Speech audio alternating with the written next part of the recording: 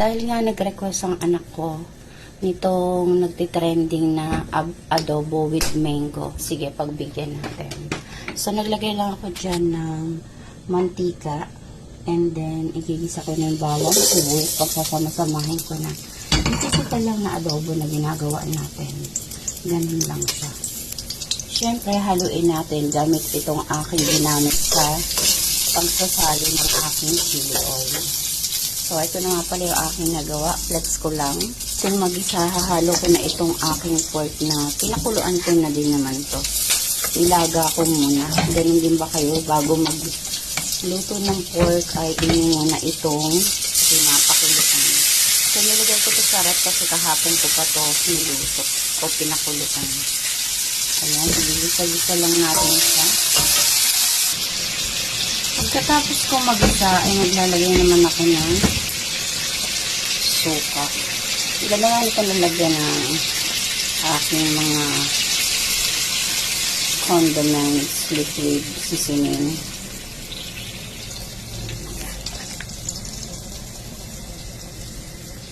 At syempre toyo.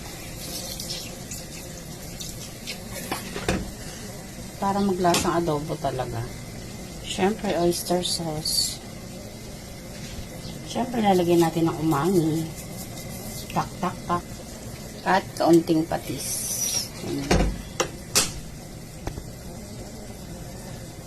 Naglalagay din ako ng asukal sa aking adobo, mga ate and kuya. Kayo din ba? So, lagay natin. To balance the taste. So, ito na ang ating adobo at kulay adobo. Parang naman siya. Sinuputak pa siya.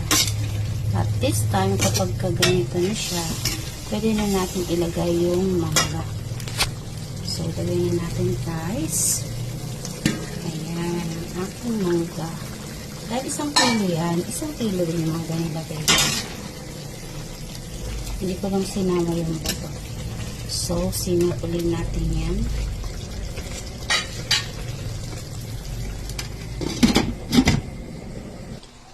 This is it. Tikimin time. Ito na yung aking adobo na may mangga. O adobo with mangga. Masarap din naman. Yung may konting lasa lang, kakaibang lasa lang siya na makukuha sa mangga.